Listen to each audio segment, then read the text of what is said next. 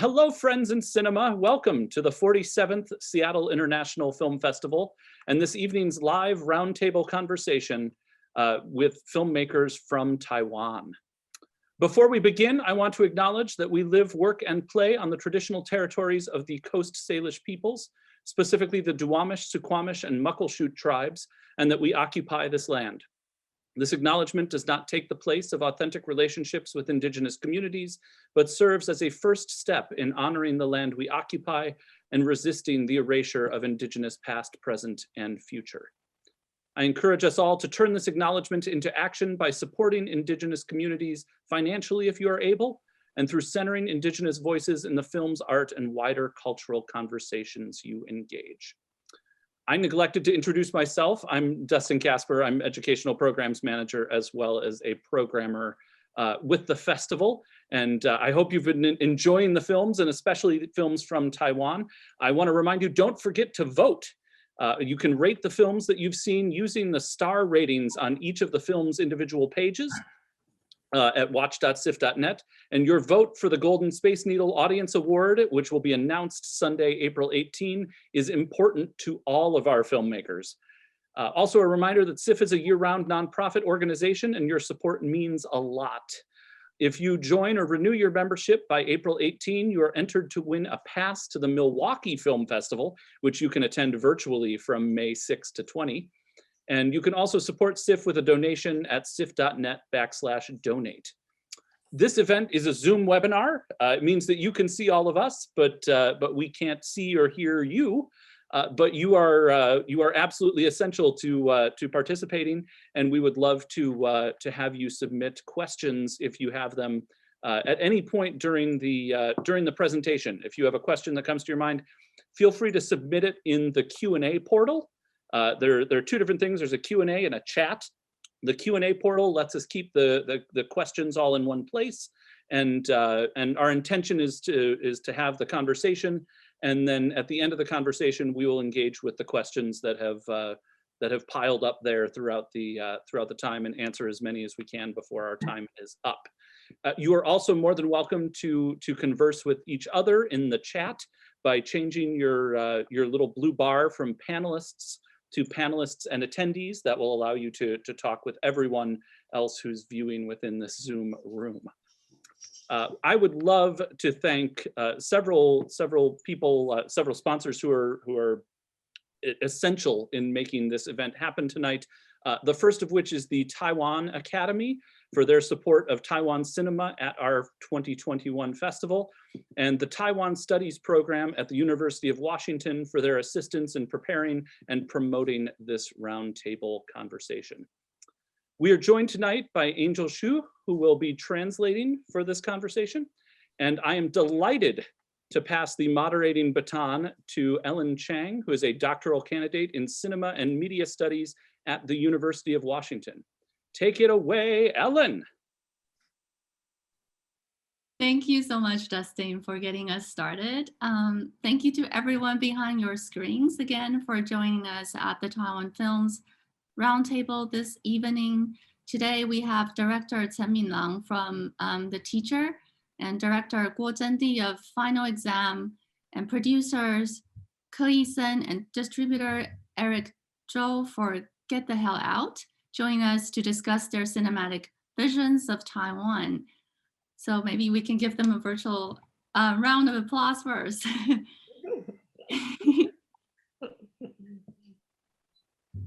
Okay, so I have so many questions, so let's just get straight to the big ones now. Well, all three of these films can be seen as a form of social commentary. Each of them approached the issues in very distinct and unique ways. Like on the one hand, The Teacher and Final Exam address LGBTQ rights and rural education in Taiwan with a more realist and almost documentary mode of filmmaking. On the other hand, Get the Hell Out, while grounded in the reality of political corruption, went with a fantastical style with a heavy load of actions and special effects. Can you tell us a little more about what the initial inspiration were for the concept of these films, and how did the filmmaking and production team land on these specific topics? And how did the style unfold and eventually develop into the final looks that we are seeing in theater now?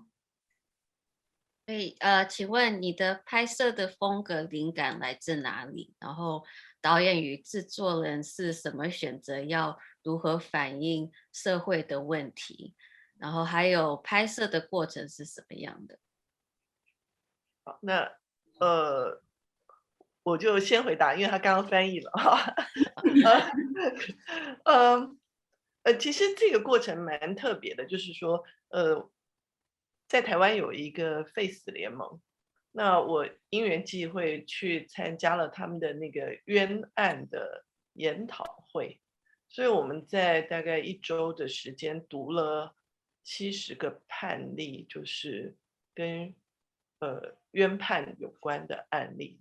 那协助的律师也都来到现场跟我们分享他们的经验，所以在那个过程中，我有感觉到，就是说那个人跟人之间的理解，那个鸿沟比我想象的大很多，然后阶级之间的距离，也比我们想象的远很多，好，不好意思，我先让 Angel 翻译一下好了。So for director Chen, it's Guo is it's a little unique. So she first saw that they had a forum sort of event, and then so they attended it, and there were also a lot of lawyers who expressed their experiences there, and that's where she realized that there were a lot of gap between people's communications and the issues at large. 那所以我开始想到说，我怎么样写一个故事去呈现这种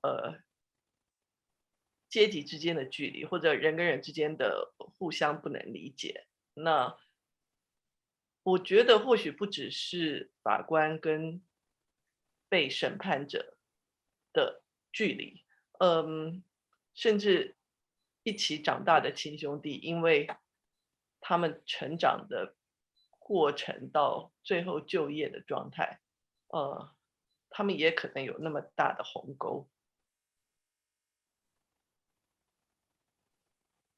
So she started thinking, how can she use these stories that she heard to express the discrepancies between the status gap and people to people issues at large. So it's not just an issue between how the judge and the prosecuted is, but it's also the story behind for this family themselves too when these issues happen. 对，所以我就设定了一个白领的哥哥，就是努力从蓝领家庭翻身变成白领的哥哥，跟他蓝领的弟弟。那这中间想要用这对兄弟来呈现那个所谓沟通跟理解的困难，这样子。So she created the story of a teacher who's kind of like a white collar directions brother, older brother with a struggling blue collar younger brother to express this issue and also express the communication problems they have between each other. 当时很希望能够写一个故事，让观众察觉到，自己的状态，可能也很接近这个哥哥。可能我一开始设定我的观众或许是，比较白领的观众，所以想要呈现一个所谓白领的日常，所以会选择一个比较写实的风格。So initially she thought she's writing in the perspective of the older brother because that's kind of also how she saw herself as perspective wise, and And that is why she ended up with this more like a realistic realism sort of direction for style-wise.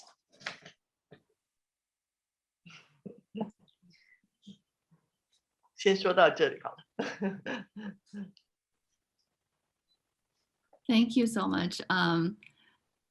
It was really interesting to see how the background story of this film is really very, very different from what we're eventually seeing on the film. And I wonder, should I let Angel translate first? Okay. You can continue. Yeah. Okay. And I wonder if director Chen and also Eric and have any other thoughts and also want to share about your filmmaking experiences of this film? Can we start first? Of course, go ahead. Our producer Yi-Sen will be actually elaborate more about this point. 逃出立法院这个片子，其实最早一开始是我们有一天在跟编剧聊天的时候，我们突然想到，其实世界各国都有活尸店，都有成功的活尸店，尤其像这几年的韩国其实特别杰出。那我们就想说，如果台湾要做类似这样的题材，我们可以怎么做？然后并且有自己的观点。那因为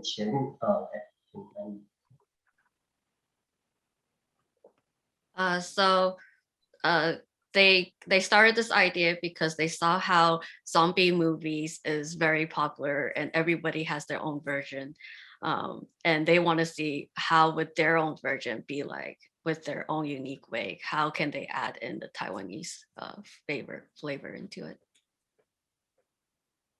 然后其实，在前年台湾的政治新闻，其实是台湾一般的民众是非常热衷的议题，甚至于政治新闻的热衷度还比其实到前年的台湾很多电影票房的讨论度还要高。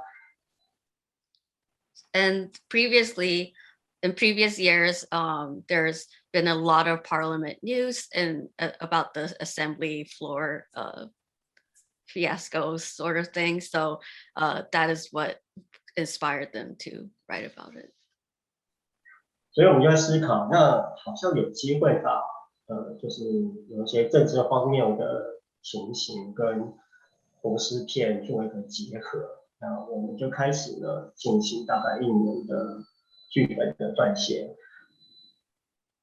So after discussion, they decided to incorporate the kind of the silliness they see in the assembly and combine it with this zombie direction style. 同时，我们也在台北电影节金马奖看到了一个新锐的导演叫王一凡。那也因为王一凡的片子，让我们觉得他的影像风格很强烈，很有自己的个性。所以我们就找王一凡导演来合作开发这个题材。And they met up with director Yi-Fan during the Golden Horse Awards, and they saw that his style really fits this material.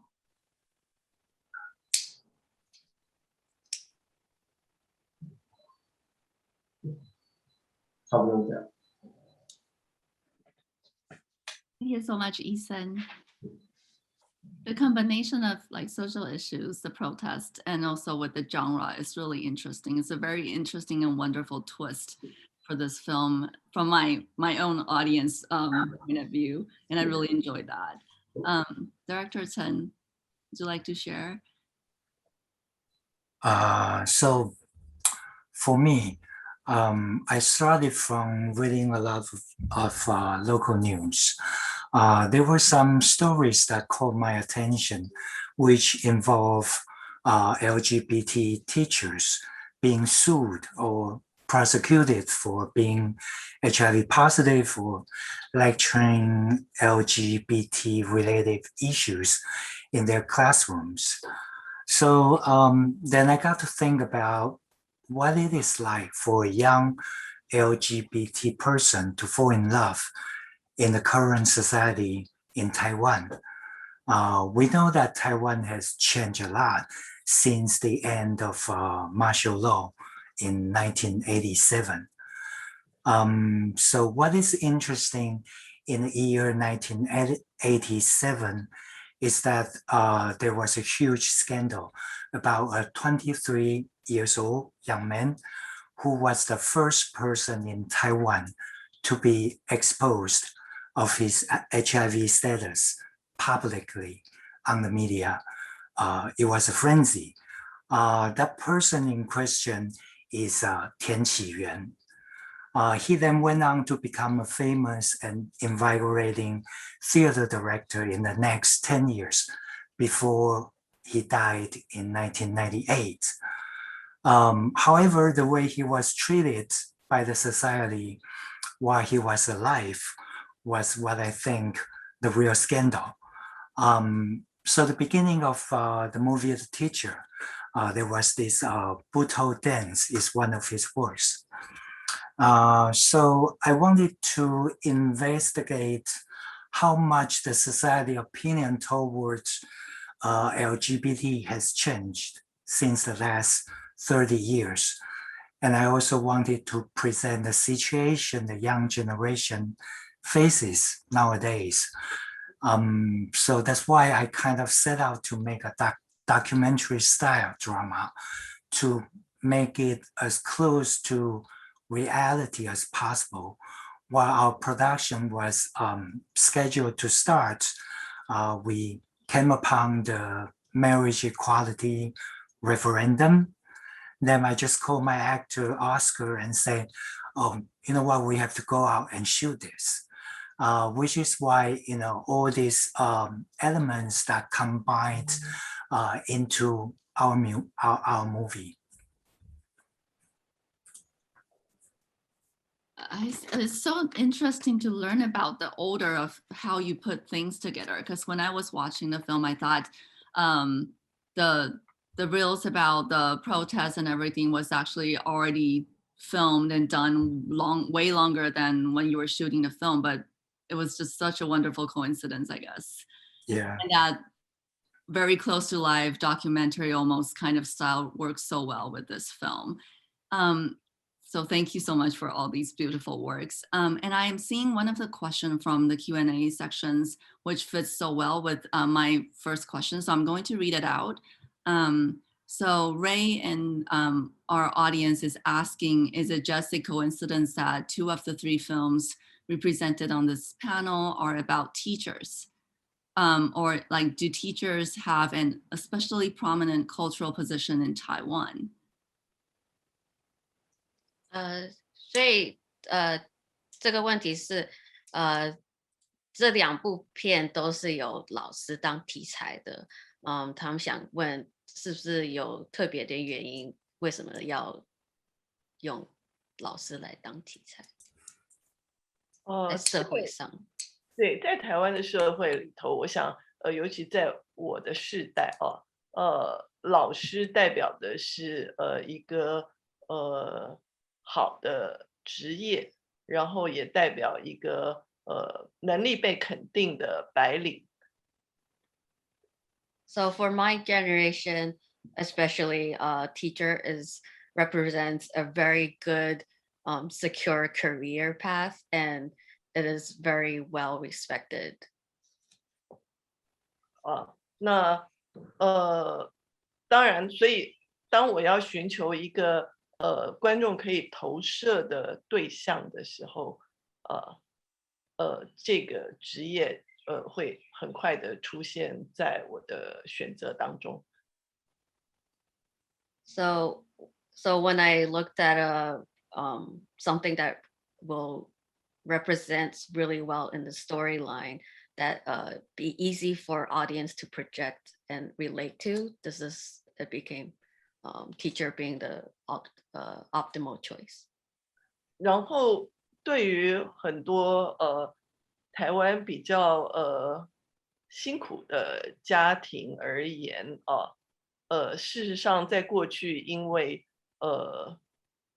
师范学院都有一个所谓公费生，所以呢成为教师事实上是一个没有背景、没有身份的年轻人，甚至家里比较贫穷的年轻人，能够翻身，就是阶级往上爬升的一个非常普遍的选择。And especially as a career, it is a little easier for family with a struggling background and that they can enter without too much, not as much issue compared to other careers. And that barrier, without that barrier, that is why it is a good choice for the main character. 就是说，你靠着自己的能力而达到阶级流动，教师是一个很有代表性的角色。So it very much the character teacher can become a good teacher by their own merits and not by their own background or society's status. 对，那对我而言，它会是一个整个所谓结构里头一个非常有象征性的角色，所谓社会结构里头蛮有象征性的角色。So for in society, it is a good project direction. Symbolic or Yeah, symbolic sort of goal to pursue. 所谓结构性的、象征性的是说，比如说法官跟审判者之间的权力关系，有时候也很像，法官跟被审判者之间的权力关系，有时候也很像，在某一个时间点上，老师跟学生的权力关系。And the relation between a lawyer and the prosecutor is very similar to the relation you see between a teacher and their student. 所以可能觉得这样的角色的选定，可以让这个故事里面的几组角色都可以互相呼应，这样子。So choosing the teacher and the student story really helps her tell the story of like the social structure story that she wanted to.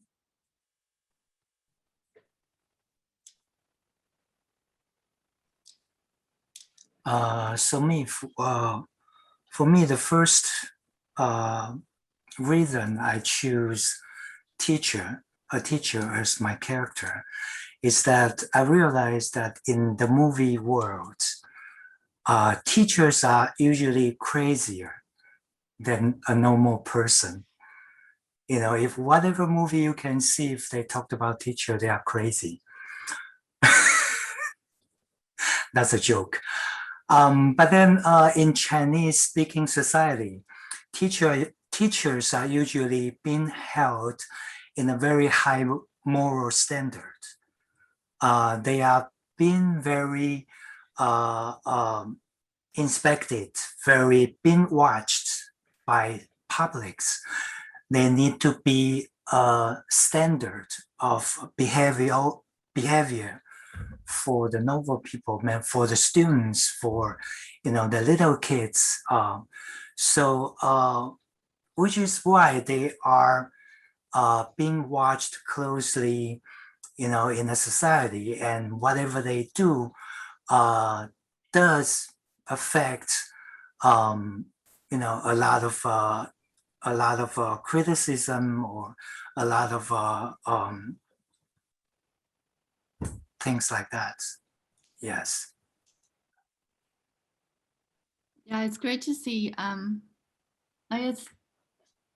Having teacher as the main role not only brings in a lot of layers to the film as it reflects the Taiwan society, but also bring in like a very purposeful contrast for the issues that both directors want to discuss through your film. So great choice again. I'm just gonna always I'm like giving you thumbs all the times. So since we're talking about the teachers and the students, I think it's a good segue to move on to my next question. So in recent years, we are seeing a lot of actors and actresses in Taiwan expanding their careers across a wide range of artistic formats, styles, and media platforms. For example, from documentary to fiction, and from television to stage and big screen productions. How do your roles as director, producer, or even distributor change in response to the joining of these actors and actresses coming from different media industries? And how does the arrival of these younger, more multifaceted and genre-crossing actors and actresses change the way in which films are made and produced in Taiwan? 所以导演们有丰富的经验，然后拍摄过很多纪录片、电视剧、音乐、MV、电影等等。然后我们也现在渐渐看到很多新一代的演员也慢慢的尝试许多不同的艺术舞台，像电视剧、舞台剧等，从小荧幕到大荧幕。请问跟这些新一代的多元化的演员们，当个导演与制作人的你，有没有改变尝试不一样的拍片过程，经验或风格，还有跟新手与儿童演员合作的经验有什么不一样？这次请其他人先说好了。OK， 我先说好了。我们这一次其实像女主角赖雅妍以及女配角高慧君，其实他们都是有剧场跟电影、电视演出经验的演员。其实现在在台湾，其实跨界演出的演员其实越来越多了。So for both the main character and the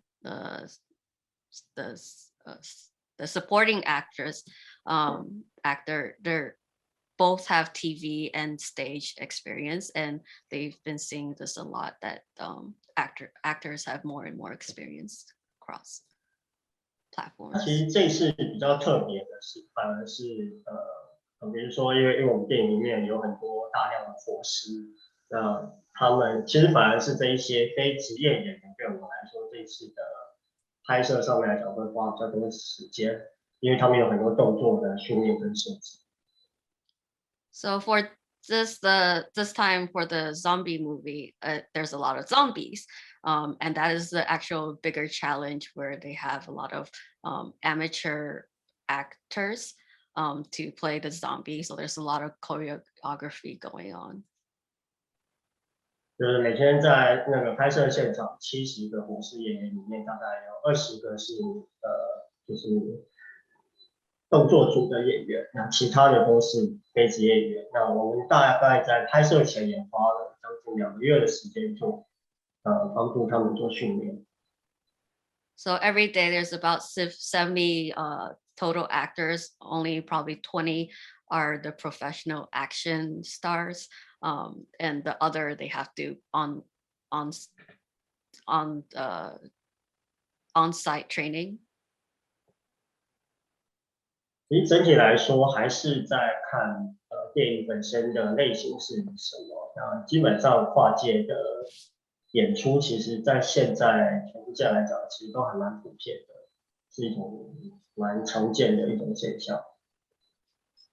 So it really depends on the style of the movie, but this new trend of different types of actors is pretty common. 大概是这样。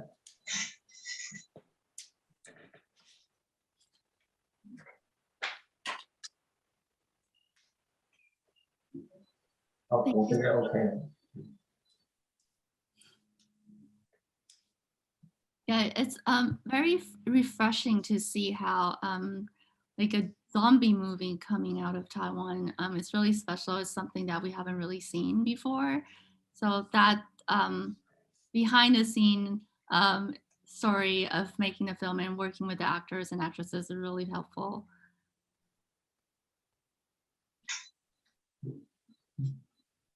And Director Chen or Director Kuo. Okay. So it's interesting to hear that Eric's movie has 2 months of training session. For me, we have a very long casting and training process as well. In order to work with both professional and non-professional actors, I started a workshop 4 months before the shooting, while in the meantime conducting auditions to search for my casts.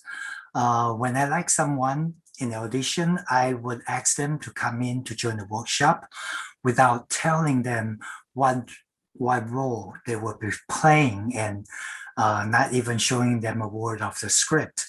So people will be coming in all the time, and for weeks or so, if they are not, how would I say, I couldn't think of a role that they could fit into the movie, I would say, okay, that would be it for you. So it's sort of like a constant workshop to try to put together professional actors and non-professional actors, and let them start to know each other and start to know how to coordinate or even react with each other's acting style. Yeah, so I think my objective for this movie is trying to catch the very immediate responses from the actors. So no actors had read the script until the shooting began. So that was my process of the auditioning and casting. Yeah, go ahead, please. Sorry. 我就讲讲跟儿童演员工作的经验。当时我在高雄县，现在已经算高雄市啊，走了很多比较偏乡的小学校。那我第一个步骤是去旁观小朋友上课。好，那后来我选定了几个小学，我就跟学校谈定，就是我替他们办一个小小的表演课，就是在这几个小学里面，我就是带老师、表演老师去替小朋友上表演课。So for her, she's talking about her experience working with kids. She went to Kaohsiung area to like more rural small schools, and then she went there to observe the kids, how they are in class, and then she communicated with the school, and they did a joint performance class with these students. 所以在这个上课的过程中，最后我选定了阿联国小凤山分校。And from that, she then decided to and selected Alien. 什么？凤山。公山分校。凤山分校。a sub school. A school. A school there. Very small school, yeah. The kids, 这些小孩5年级的小朋友呢，他们是从幼稚园就一起长大的，所以他们之间的那个互动跟默契非常的好。大概他们这一班有9个小朋友。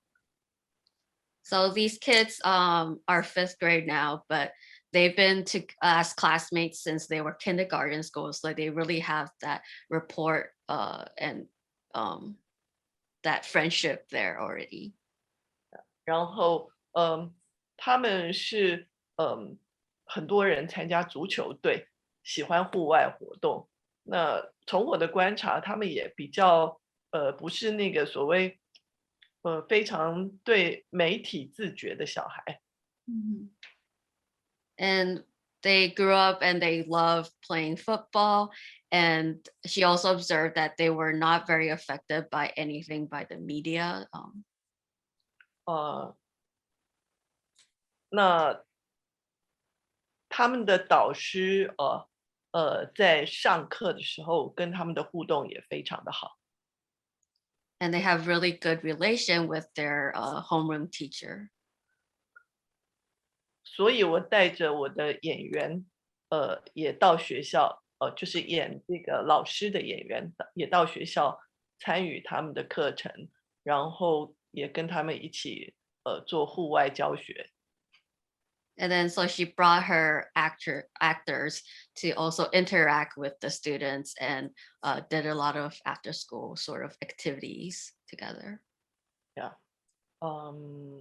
我非常谢谢这些小朋友，因为他们给了我非常真实的情感，这样。And she's very thankful for these kids because they really brought out the authenticity and the emotion for the movie. 当然，在训练的过程中，我们大概也做了3个梯次，每一次各1周的训练。那我们在这个观察当中，最后指定了3个小朋友作为比较核心的演员。 And then, of course, they did some training with the kids. So they did some weekly trainings. And from that, they selected 3 of the most best 3 to really portray the characters and be the main characters that you saw. 然后我带了一个在台北已经有过参与电影经验的小朋友，所以他算是一个比较职业的演出者，来到这个班级，那扮演一个所谓转学生的角色。 And then she brought in a kid who had some experience with acting from Taipei, and she had that kid be in the role of like a transfer kid in the story. 对于参加过这个电视电影演出的小朋友，有时候他们会有一种电视演出的习惯，因为电视是一个小荧幕，所以他们会有一种惯性演得比较夸张。 So a lot of time there's an issue with kids who had experience in TV drama acting, because in TV drama, a lot of time they are very exaggerated in their portrayal of the characters.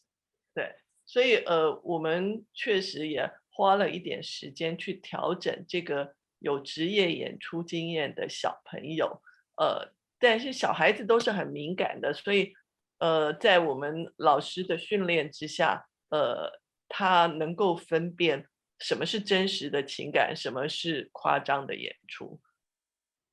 So she made sure that the experienced kid actor got a little extra separate training to kind of get rid of this exaggerated form of acting, so that they can get the actor to really portray authentic emotions. Thank you all for sharing that. It's not only really impressive to see the mixture of professional and non-professional actors in your films, but also seeing actresses such as Lai Ya-yen being so different on the screen, doing very dramatic role compared to her other works. So it's just very, very amazing when I'm watching all of these films and comparing all of the 3 films together. It really creates a very interesting and special landscape. I think it's really particular for Taiwan, considering all these actors and actresses coming from very different acting and also cultural backgrounds. And since we mentioned that transfer student in final exam, his acting is incredible. And that's another very wonderful segue for my next question. So in all three of these films, there are like very, very intense moments that from my point of view, or I believe in many audience point of view, would seems extremely challenging to film, either emotionally or technically. For example, in The Teacher, there is the hospital scene when Eric was looking for his partner, Gao Jingwu. And in Final Exam, there is an intense confrontation between Fang Xiaosheng and the teacher, Lin Lihong, when the student was pressured to write a letter of apology. I have to say that moment, I almost cried that moment. And then in Get the Hell Out, there are those very, very chaotic scenes involving fights, not only between humans and zombies, but also between legislators representing different political views in the parliament. So I wonder if you can tell us more about the making of these moments, or if there are any other scenes that were particularly challenging or difficult to realize and bring to life. 所以观众看到有几个高难度与生动的故事桥梁，然后想问的是，你们是如何拍摄这些特别真实和深度的场景的拍摄过程，还有或者有其他场景是你觉得有深刻或难度的吗？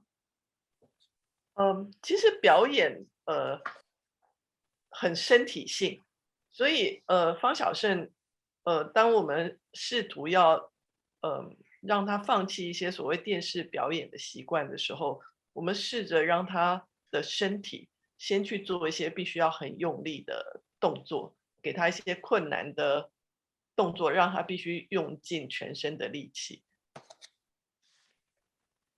So for acting, it's a lot of emotions coming, even that involves the whole body. So for them, when they prep the young actor in the scene, they kind of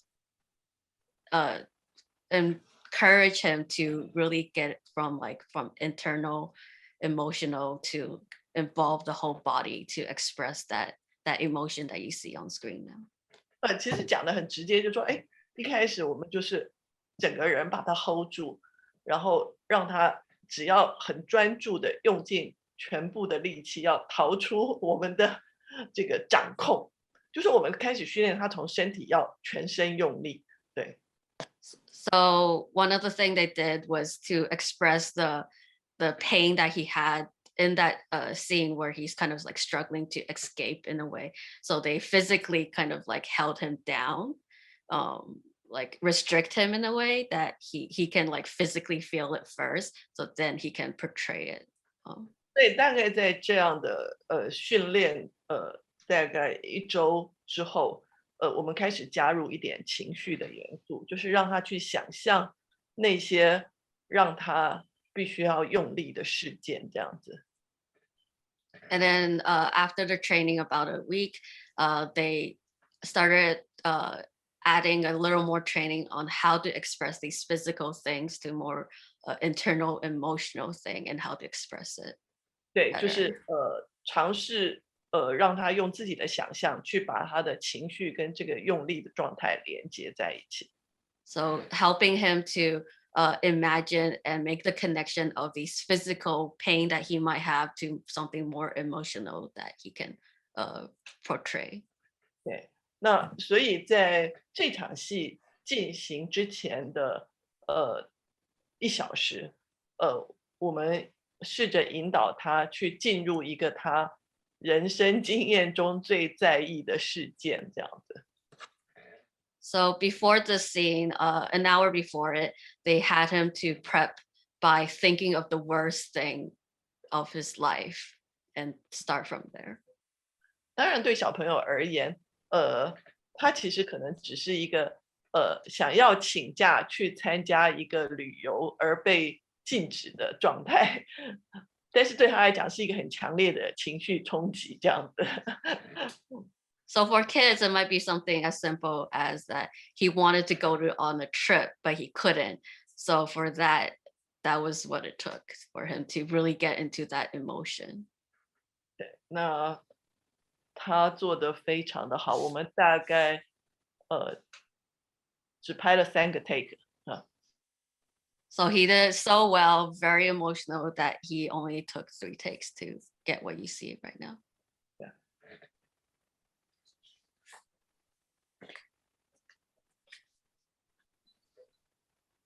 好 ，OK，我们这一次其实挑战最大的，诚如刚刚提到的，就是动作跟场景是我们这一部电影最大的挑战。那尤其像男女主角在开拍前2个月，其实因为这一次的动作我们视频想要跟摔跤结合，所以他们都必须先去学跟摔跤有关的动作设计。So this movie involves a lot of action scenes, obviously. So 2 months before, they already did, the actors did a lot of training, including a lot of wrestling sort of acting training. 特别是像，其实，在电影里面，不管是男主角还是女主角，基本上有80%以上的动作都是他们自己做出来的，所以其实他们也非常辛苦的去接受这些训练。And these actors did their own stunts basically for about 80% of the things you see. 特别是还有一些动作设计在拍摄上面的镜头是一镜到底的，所以其实每一次只要一有失误，都必须重来再拍一次。特别是像那个在水上面试的那一场戏，其实我们一整天都在拍那场戏。And as you know, there's a lot of multiple takes for certain scenes. So you would, it's actually very quite tiring for these actors, but they did it over and over again to perfect it. 另外就是场景的部分，因为真实的立法院是不会让我们在里面打斗跟喷血的，所以我们其实在找寻场景上面也花了蛮多时间，特别是导演又是昆汀·塔伦提诺的粉丝，所以他对于喷血这件事情他非常在意。So of course, it is not possible to get the actual assembly floor to film. So it took a really long time for them to find the location, and they had a lot of blood scenes, like blood spurting everywhere, and that is kind of the main important part of the film. So it took a really long time to find the right location for it. 之后我们在高雄找到了高雄旧议会，就是以前已经荒废的立法院来做场景的陈设跟搭建，然后才有机会在电影里面呈现出一个立法院的形态。So luckily, they were able to find an old government parliament floor in Kaohsiung, and that was perfect for their filming location. 然后大家可以想象，在7、8月的夏天，然后在一个就是一个立法院这样一个室内空间里面，然后70几个活尸演员，然后身上都是血迹、血浆，还有演员身上也都是血浆，然后其实每一天拍下来都是一整天的戏，然后加上打斗，是非常辛苦的事情。And if you can imagine, in the middle of July and August, being indoors with 70+ people with blood everywhere, blood serums and everything, and a whole day of filming is very strenuous and very tiring work. 然后我也很感谢这些演员们的付出，因为其实他们常常在等下一个 take 的时候，其实他们都可以先去休息了，所以他们都还是会想留在现场。当然也有个原因是因为他们身上都是血浆，他们不想再重新被喷血。And he is very thankful for all the actors sacrificing their time there, and they would actually stay longer than their own take. Because another reason is they're already all bloodied with blood, so they kind of don't want to leave either. Okay.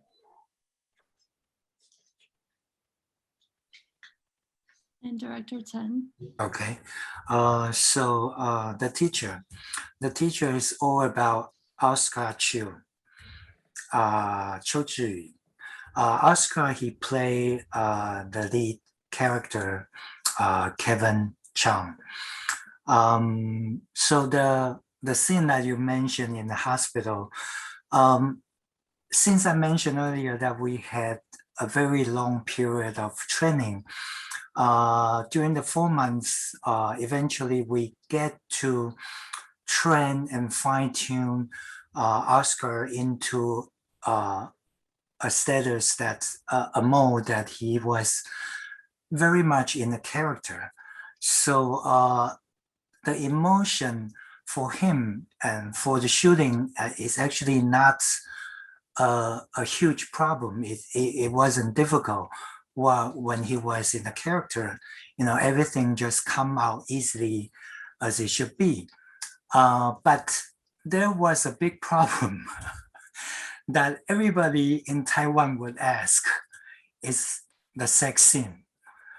The sex scenes are initially Oscar has a lot of problem with because I asked them, I wanted the sex scene to be real.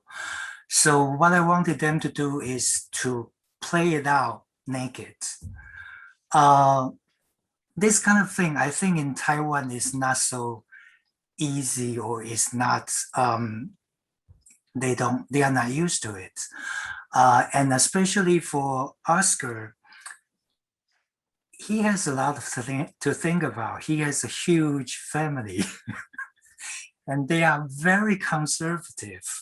So, he was asking me, what am I gonna do? My family, my mother, my father, they go to theaters, they're gonna see me naked on big screen. He couldn't let it go. So that was a huge barrier for him to be able to,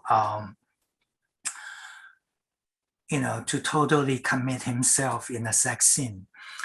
And so it was a huge battle.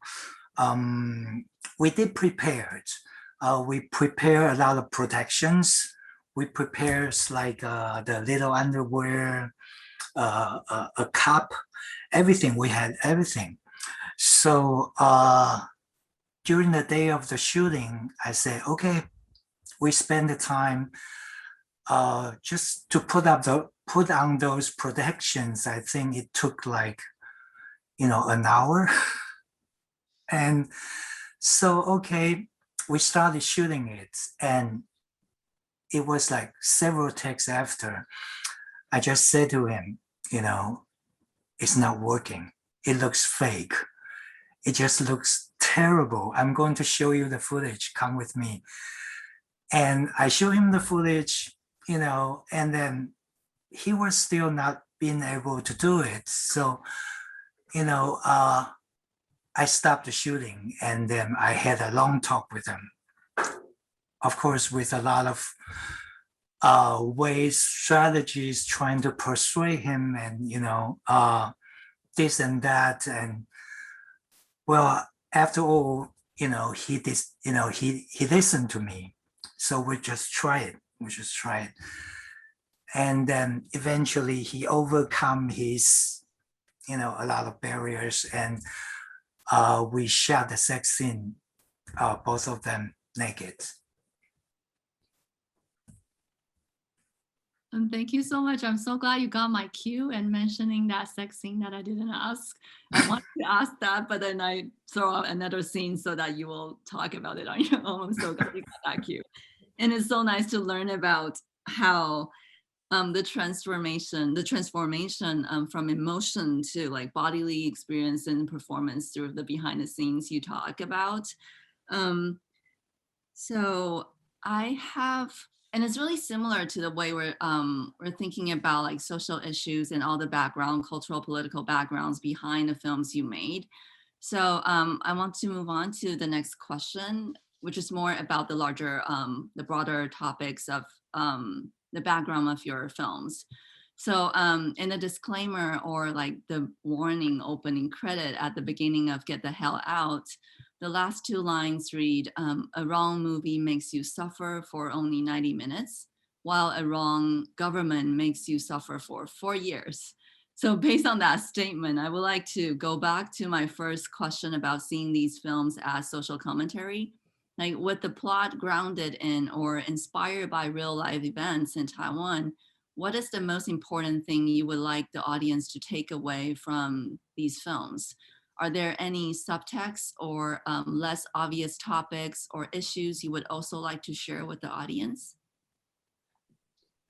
在逃出立法院片中那个有写着警告，选错电影只要忍耐90分钟，不像选错人，你可能要忍耐4年。所以这3部片都有反映社会现实的电影。你想观众看完电影有什么感受或了解，或者透露你的电影可能学到了什么，还有如果你还有一些想传达给观众，可是可能不是那么明显的讯息是什么？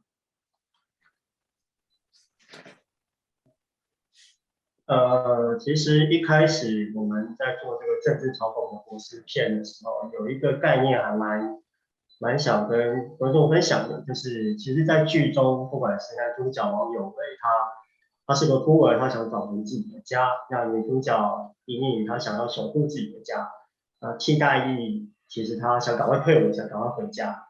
其实大家都想要对于自己的家有一个守护的心在。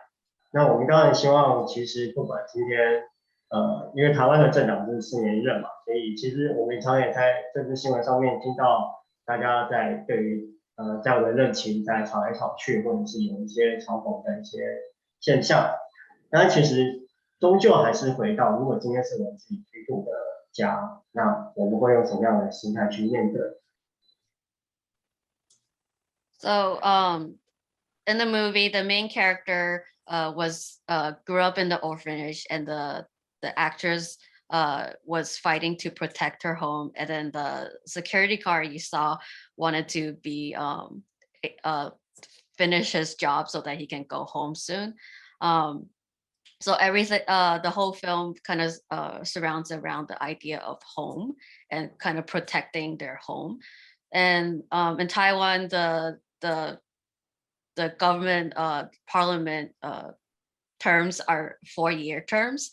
So there's a lot of discussions that you always see between every 4 years or during the 4 years. But they wanted to put in perspective of at heart, like, what is it that you want to see at your home then? 其实也像电影的男主角在电影最后的时候，他说了一句话，说不管再怎么乱，它终究是我们的家。所以其实我们也希望观众看完之后，当然感受电影给你的娱乐的同时，其实也可以去想想，我可以为我们家做点什么。我觉得只要有这样的一个念头，能够让观众带走，其实就够了。So at the end, one of the characters said that it's still my home. And they wanted through comedy that that the audience can think about what can they really do for their home.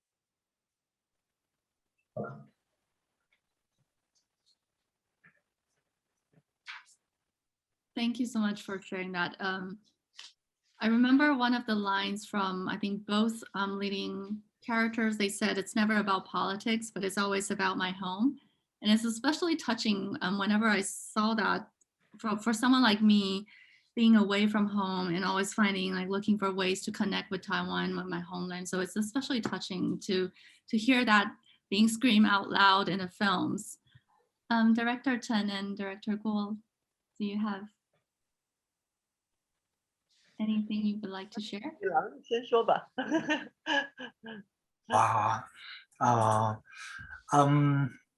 Well, I'm just gonna be very short.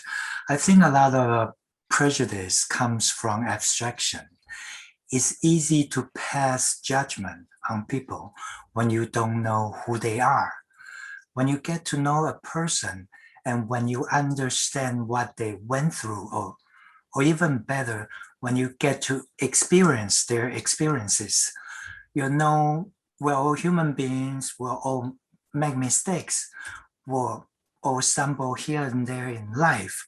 So it's just more, you know, you get more compassionate, you get more understanding to other people. That's all. 我想对所有的电影工作者来讲，当然，或许尤其对我自己而言啦，就是说，电影与其说呈现答案，或许更多时间是在呈现问题。So for her, especially, and probably the same for a lot of filmmakers, is films are a way to show the problem and not give a solution. 所以有些人看到这个期末考这个电影会说你呈现了所谓结构性的加害者，同时这个加害者也是被害者。So the film, a lot of people would say that you're showing the social structure of the inequality, but then it's also that both sides become kind of a victim in a way. 有些人会觉得说，哎，这样的呈现会不会让大家觉得很失落或者很挫折？ And some audience might react that isn't displaying this kind of disappointing or frustration yeah, frustrated like that, no way out something that it's all just problems and there's no solution. yeah 但是我自己的想呈现的，尤其在最后的我们男主角的眼泪当中，我自己觉得会悲伤会流泪，好像就是一种救赎了。So ultimately, she wanted to show that, as you saw at the end when the main character had cried with like a little tears, it kind of symbolized that he kind of like understand the situation. 或者说觉知自己的处境吧，觉察到自己 like understand his situation and kind of accepting it, what is happening around him. 或者不只是接受，我自己觉得所谓希望这件事情，可能来自于一种觉察，不管觉察自己的矛盾，觉察自己的挣扎，或者觉察自己的内在同时存在的黑暗跟光明。我那个觉知是一个希望，对。So not just accepting that this is the problem, but also kind of internalizing, understanding the problem, and so that there is a path to the hope and like a better future in a way. 所以对我来讲，我希望这个电影也有展现一种希望吧。So she wants the message to be that there is hope to solve the problem. Thank you so much for sharing that. And I have to admit, it's because I watched Get the Hell Out first and then move on to the two other films. And because of that comparison, one is like screaming out loud their anger and everything, but then the teacher and final exam are the emotion of those characters are treated so differently. It was like, I have to admit, it's really hard to watch. Emotionally, it's really stressful because especially when the time is moving so slow, it's as if it's second by second, and you're really experiencing with the character, their struggle and everything, and then going through all the things that are going on at the same time in that very intense 90 to 120 minutes. So I think what you just said about bringing out the question really worked when I was suffering watching those very intense moments in the films. So thank you for bringing that up. And I do have another question from the audience that I think works really well for this, what we're talking right now. And it's from James. Hi, James. So this question is directly for Director Kuo. So is the uncertainty and insecurity of the main character's career as a teacher and his younger brother's withheld wages a reflection or a commentary on the extent of neoliberalism and its effects on Taiwan society?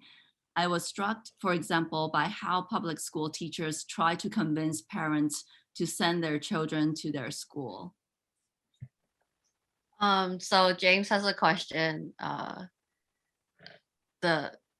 他的问题是那个，就是林老师他因为他是不是正式的老师，所以是有点未来有点不是很确定。然后他的弟弟的工资也就是收不到，这是不是反映新自由主义？ That's how, I don't know what level, neoliberalism, is that the best translation? 还是它就是反映就是台湾社会的问题，还有对 James 来说，他看到很惊讶，看到竟然老师还要到处跑去见不同家长，然后要说服这些家长把他们小孩带去他们的学校。前一个问题啊，我想在那个所谓资本主义的时代，就是那个所谓贫富不均M 型化的状态，事实上我觉得是不断的在加剧吧，就是那个所谓两极化的状态是不断的在拉大的。So for the first section, it's definitely a reflection of the imbalance and the inequality of the economic gap between status of people in the society. 然后少子化，因为这个不断的少子化，尤其是在乡村人口的外移当中，所以很多学校为了保住学生，必须做很多招生的动作。And it is quite common that because there's less and less children in the population, so these more rural area located schools really do have to go around and try to get students to go to their school. 不止在小学，台湾现在这种很剧烈的招生活动，很澎湃的招生活动，中学、高中、大学，其实我觉得作为老师有很多的时间花在招生活动上头，这是一个现况。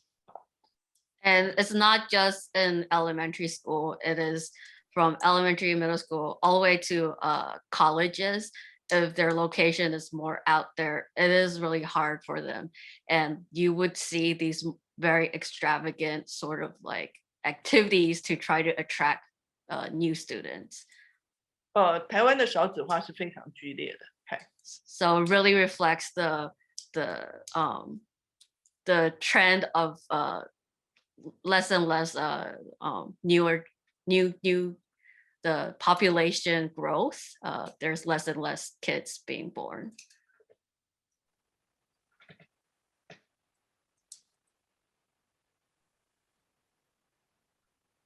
Thank you so much for answering that question. So since we are at the Seattle International Film Festival, I want to also ask about your experiences interacting with both the local audience in Taiwan versus international audiences through film festivals overseas. Have you noticed any contrasting responses between the different audiences from local Taiwanese to overseas Taiwanese, or even the larger Chinese speaking audiences and foreign viewers?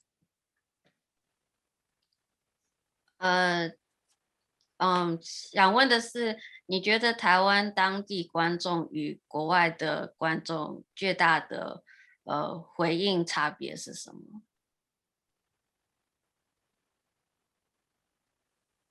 So I will start it first. For Get It Out Now, we actually have been experiencing many different film festivals starting from Toronto last year. But actually interesting, back to Alan's question, is actually when I was actually talking about my producer or my director, when we were just trying to, even though actually for last year, it was a sad news that we can't go anywhere. So we have conducted this several different virtual Q&As and other things with the international audience. I think the most interesting thing about the international audience comparing to a Taiwan or Chinese audience is actually how they see this title very differently. As speaking of, if we are actually talking to a really bunch of like Chinese audience or Taiwanese audience, they will be most curious about asking the director, like, oh, how would you choose the actor like him or actress like her, or even asking about, oh, have they done anything interesting while on the set or something? They will be more focusing on the actor and actress of our title. But when we're in Toronto or in Hawaii or in other international places, maybe because those actors and actors are not that famous among those Western or American audience, they were actually quite interesting about the director himself.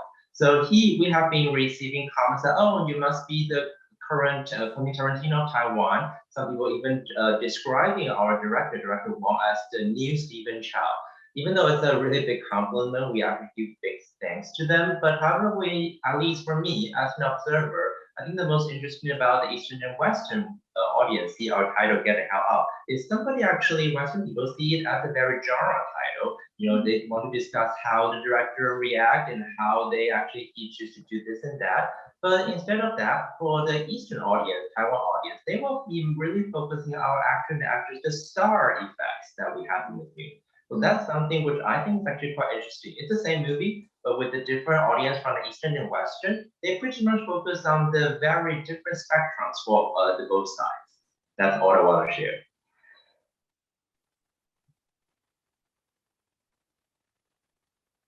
Yeah, thank you so much for sharing that. It's interesting to see how, I mean, for me, when I see Lai Yang on the screen, I have to know something about her. So I think that definitely have something to do with the audience familiarity with the films, the actors, and also the background of the films and anything like that. So they kind of just bypass that and go straight into this gossip mode of asking about the actors and actresses. So yeah, I totally agree with you on that one. So Director Chen and Guo, do you have any interesting moments to share about your interactions and encounter of like different audiences?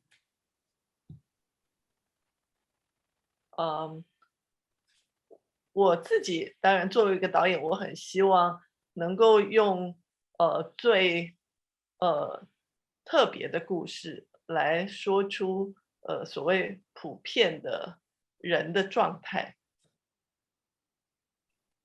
So as a director, my hope is to tell a story of a very unique story, but of a very normal person.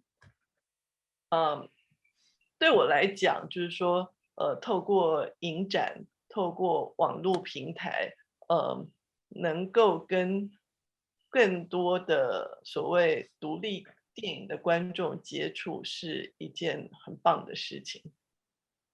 And for her, it's she really appreciates the film festivals and the online interactions that she can have with people.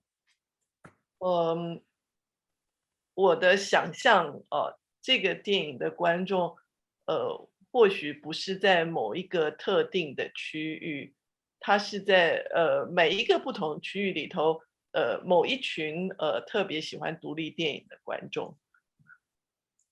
She's imagining her audience being not a person from a particular location geographically, but more of a person somewhere, but is very into independent films.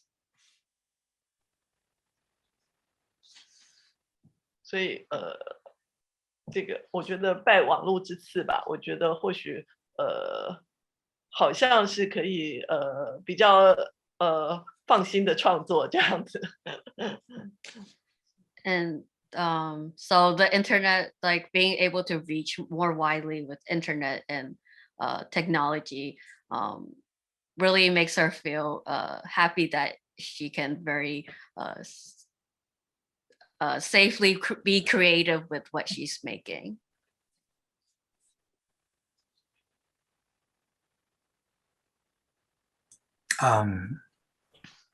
真谛说完了。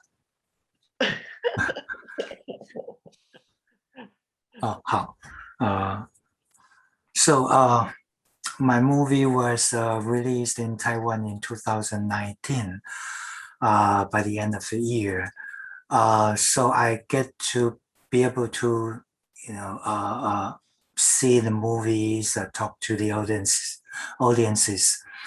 And then came 2020. So I've been not able to travel with the film, which I, feel like it was a big opportunity missed to be able to talk to audience in person. So so far I don't have that. I don't really know what the audience in the States or in Europe, what what they think about. You don't have that opportunity to talk to each other in person. I think that's something that I really missed a lot. Yeah, I've also heard a lot of filmmakers, especially filmmakers making independent films, actually thought the pandemic and all of these with all the virtual screening and everything got them access to a wider audience, because now everyone can just one click away from watching films at home, and instead of having to go to, let's say, Seattle or New York to just watch a Taiwanese film that's only there for 3 days or things like that. So I'm personally taking advantage of this virtual theater fully, and I embrace that, actually, because I'm such a lazy person. I love to stay with my laptop and do everything on my laptop. So, but adding to my previous question, I do have a follow-up question more about film distribution.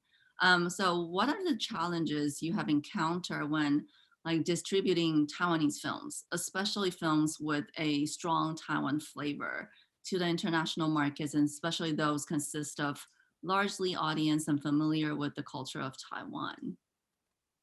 Well, I will start it first. So actually, from my experiences in the distribution circus, or actually in the film festival, I think still my main point is just want to emphasize that, yeah, we are actually distributing or try to promote a Taiwan title. But in the end, like what my producer just said, our essence or our main course is actually just talking about home. I think everybody around the world has a home. So that's the same core, or actually that's the same core of the movie. We use a different kind of the genre or the zombie type of thing to try to market it. So even though it's actually still the only thing about Taiwan I have to say to my friend, if I want to encourage them to watch my title, is that, oh, this is only Taiwan because we are speaking Chinese. But other things, rather than that, we're talking about the politicals, we're talking about home, we're using this kind of zombie or this kind of genre thing to promote it. That's something I think is universally accepted. And even though this is my belief, but I can still actually encounter some people saying that, oh, this doesn't happen to my country. But I have to say that, oh, but however, I think the main point we are still talking about our deepest clinging to the home or to a house or to our own country. I think that is universally still quite the understanding for most of the people. So my point was just back to your questions. I just want to emphasize that, yeah, Taiwan movie, if we're only talking to Taiwan, that will be a little bit hard for people to understand. But if we can actually just broaden our ambitions, or actually seeing in a different kind of view, I think the 3 titles we're talking about here, we are actually still in a very different kind of realm, because mine, maybe we talked about the home or the political way, a director was title talking about the teachers and actually about all the explanation systems in Taiwan, and director Chen's title talking about our LGBT communities. I think all those 3 aspects are still quite universally accepted. So I think if we can actually just allow the audience to maybe just give it a try, first and see that how things going on with what's in the movie. Maybe we can actually jump out of the genre. Oh, this is only a Taiwanese movie. this is a movie just, I think movies, especially commercial movies or indie movies, movies are for everybody. So, you know, rather than speaking of like, oh, in a time like this, it's sad that all the movie theaters are closed. But there's always a silver lining. I mean, all right now, the virtual meetings or the virtual film festival, that, as you said, is really the best chance to just expose to every different kind of movie you can possibly think about these days. Thank you. Yeah, thank you so much. And I do agree with you about that. But I think in the context of film festival, it has a very special audience that you're dealing with, right? You have like festival addicts who just go to film festival and watch everything in the film festival. And you also have people who are there really looking for something connected to their home or their home culture or something they have been missing a lot. So there's also this very interesting dynamics in film festivals, I think. And I wonder, I know this is more of a question of distribution, but I wonder if Director Chen and Director Kuo also have anything you would like to share with us? 我先简单讲一讲那个，我前一个片子，是一个改编自日本的小说，然后呢，它同时在日本跟台湾发行。She would like to talk about her previous film, which is an adaptation of a Japanese novel, and then she made it into a film. 对，那因为两边的发行商，他们采取的宣传策略完全不一样，他们设定的target audience 也完全不一样。So for both sides in Japan and Taiwan, the selling distribution method is very different. 在台湾的发行商很小心的，不要给大家一个文学改编的印象，但是在日本就非常强调文学改编这件事情。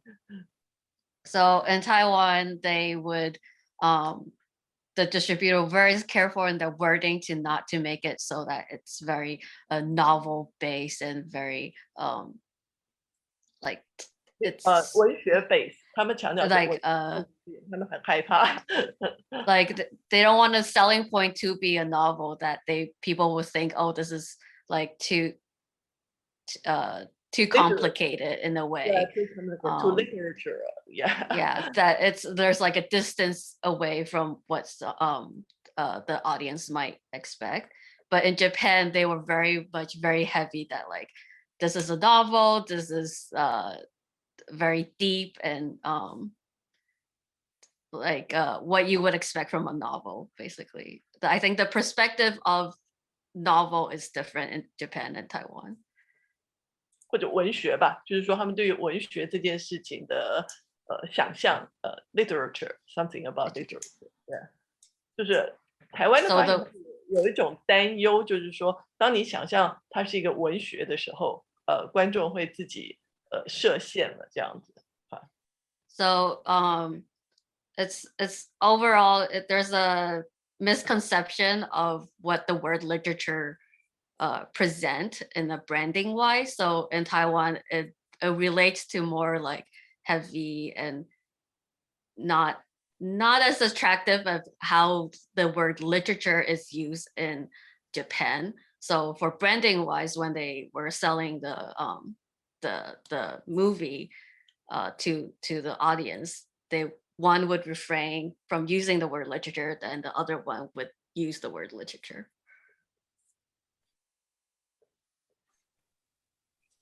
This actually reminded me of the way the film titles were translated, right? I know Final Exam was just direct translation into 期末考. I mean, the other way around. Sorry, 期末考 to a final exam. But then for 逃出立法院 was translated for the international audience as Get the Hell Out, which is more, I guess, more of a genre zombie kind of touch to that.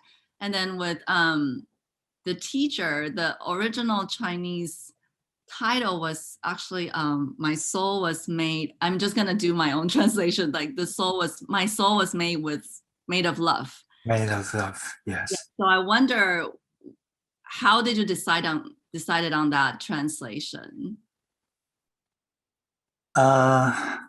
Well, for me, the title is always not translatable. So the teacher, I got it because I wrote my script in English.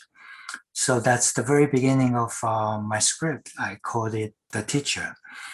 But then when we are trying to distribute it in Taiwan, it becomes a problem. If you just say 老师, the teacher, I don't think anybody's gonna come to the theater to see that. So we need to see how, to try to get close or try to find out what the market's taste is, which is why my distributor came up with this title that's very, how would you say, romantic? Yeah. Yeah, so, and in Chinese, it sounds beautiful. So, which is why we go with that. Yeah. Yeah, it is such a beautiful title. It's so fragile in a way, and it fits so well with the film. I'm like a big fan of that title. It's so beautiful. And I wonder if Eric and Yi-Sen can talk about the translation of 逃出立法院. 其实之前在小片名的时候，有一个蛮特别的现象是，因为台湾之前前几年有几次社会运动嘛，那都是占领立法院或是攻占就是在立法院里面抗议绝食啊。对，那我们在想片名的时候，我们就想说，那因为立法院没有其实我们直接用这个方式去连结是最快的。所以大家都想攻占立法院，可是如果今天是里面的委员想要逃出来的，那会是什么样的情况？对，那英文片名。So in previous years in Taiwan, there's been a lot of social movements going on, and a lot of people are actually going into the assembly, parliament and assembly floor, but they kind of wanted to do something different, which is complete opposite of that. Is a movie that is trying to the people are trying to get out of it, and that's how the Chinese title came about. So I was just briefly talking about how we actually get the English title. So definitely, as we were just speaking about, if we actually just literal translation, talking about how we can actually just get out of the parliament. Well, definitely the parliament, this word, doesn't exist in many different kind of, political or actually political corrected countries. So in other ways, we just think about that. Okay, so everybody, as our producer just said, in Taiwan, many people want to get into the parliament, but how about that we just get out of the parliament, and then if we subtract the parliament or subtract the building, we just want to get the hell out. Just mean that really direct, and we just really want people that, you should just come and see our titles, and then if you really don't like it, just get the hell out. So this is how we actually get this really simple and actually quite easy track to actually just let people to remember ourselves. I love that humorous twist. Like everyone wants to get in, but then how do you get out? It's really funny. I didn't think of that. So thank you for sharing that. And I'm looking at the time, so I'm going to throw at you my final question for today. So I wonder if you can share with us what's next for you. Are you currently working on any new film projects? Are you able to tell us anything about them? Getting into this gossip mode now. 所以可以分享一下你下一步计划是什么吗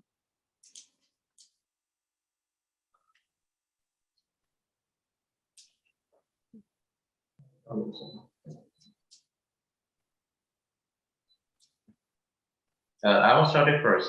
And then we actually, Director Wang, he's right now actually in mainland China for actually doing his new script. So basically, he will still be focused on this kind of the genre film titles, and then we can definitely anticipate that what he will be giving us next.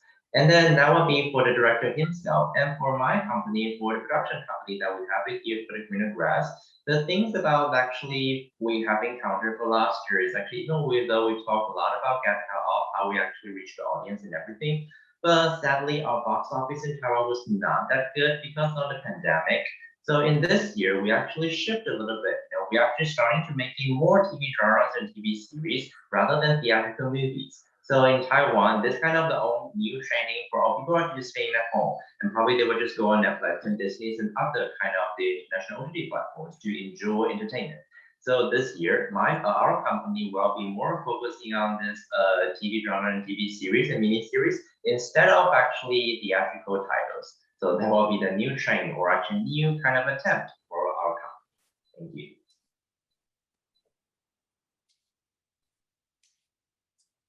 我自己有一个台湾文学家的计划，大概断断续续准备了10年，不过因为它有一点跨时代，所以我也不太晓得什么时间点能够真的开始启动，因为我想它的集资会需要一点时间这样。所以是文学家的台湾文学家的故事。哦，故事。Okay, so she's working on a local Taiwan writer's story about their literature and stuff, but it's a little complicated and there's a multi-generation involvement, so she's not too sure how the plan will be, but she's gonna try. I currently have 2 projects I'm working on, but they are all in the very beginning status, so I am not quite sure, and I don't know, it might take a little bit time to see which one would come out better. So currently I'm just hanging around and reading my book, Dreams of Red Chamber. So yeah, we'll see. What a good read for the pandemic. Thank you so much all, and we really look forward to your projects, and hopefully we'll see them next year in a SIFF. 非常谢谢 Alan 跟 Angel 还有现场的各位。Wonderful, and I echo that as well. We love having your films this year, and we look forward to 2022 or 2023. Please stay in touch about your future works, and we would love to consider them for the festival. Thank you to everyone for watching at home. You're wonderful. We love connecting a cinema and audience, and you are an integral part of that. Again, a special thanks to the Taiwan Academy for their support, as well as the Taiwan Studies Program at the University of Washington, to Angel Chou, yes, for translating for us today, and for Ellen Chang from the University of Washington for moderating this exemplary discussion. And to all of our filmmakers, thank you for your art. I value it, and thank you for joining us, everyone, tonight. Thank you so much. Thank you for having me. Bye. Bye. Stay safe, everyone.